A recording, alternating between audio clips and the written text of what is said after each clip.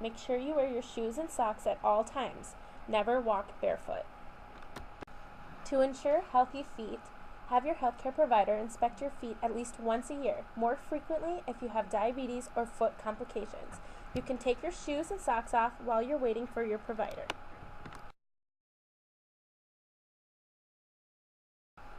Make sure you check the insides of your shoes for rocks, tacks, and other deformities of your insoles.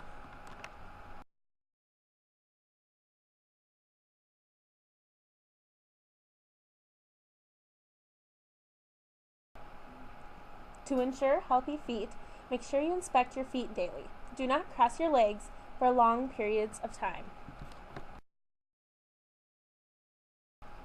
Protect your feet from hot and cold temperatures. Check the water temperature with your hand or elbow and not your feet. Wash your feet daily. Make sure you dry between each toe.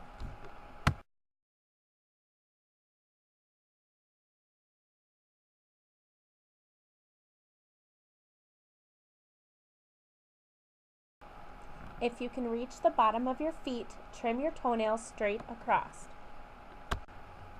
After you shower, dry your feet thoroughly. Put on lotion, but do not put the lotion between your toes.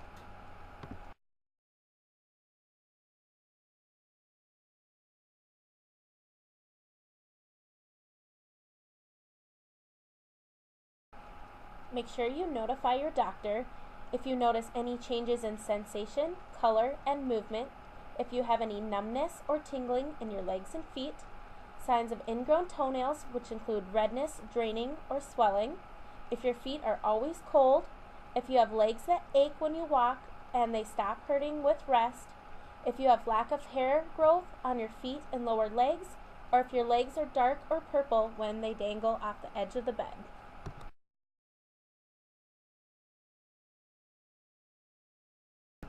A number of skin changes can occur with diabetes. First, it can dry the feet out. Use a thin coat of petroleum jelly or unscented lotion. Make sure you do not soak your feet, as this can dry them out more. Neuropathy is a foot condition in which there is direct nerve damage. You lose the ability to feel pain, heat, and cold temperatures, which can lead to burns or frostbite. Foot calluses build up on high pressure areas. Calluses can also build up faster on individuals with diabetes. If calluses are not trimmed, they become thick and can break down and turn into ulcers. Have your provider trim your corns and calluses. Never try to cut your calluses or use chemical agents, as these can lead to ulcers. Use a pumice stone daily to maintain callus thickness. Ulcers mainly occur at the ball of the foot or on the bottom of the big toe. Side ulcers are usually due to poor fitting shoes. Any ulcer should be reported to the doctor, even if it doesn't hurt. Ulcers can become infectious and may lead to amputation. Some healthcare providers will take an X-ray of the ulcer to ensure that the bone has not become infected. They may also clean out the ulcer and prescribe an antibiotic. Keep off your feet if you have an ulcer. Pressure may push the infection further into the foot. Control of the diabetes is important in ulcer prevention.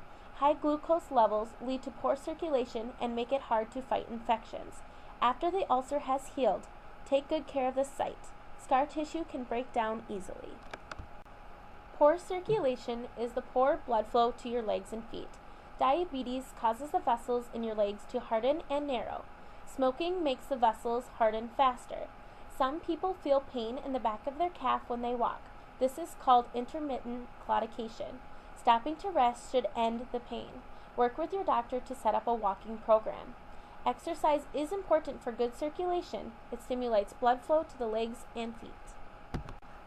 Many people with diabetes have artery disease, which reduces the blood flow to the legs and feet. Diabetes can also reduce sensation in your feet and legs. The combination of these makes it easy to get ulcers, which can lead to infections and end up in amputation. Most amputations are preventable with regular care and proper footwear. One of the biggest threats is smoking. Smoking affects the blood vessels and decreases blood flow to your feet.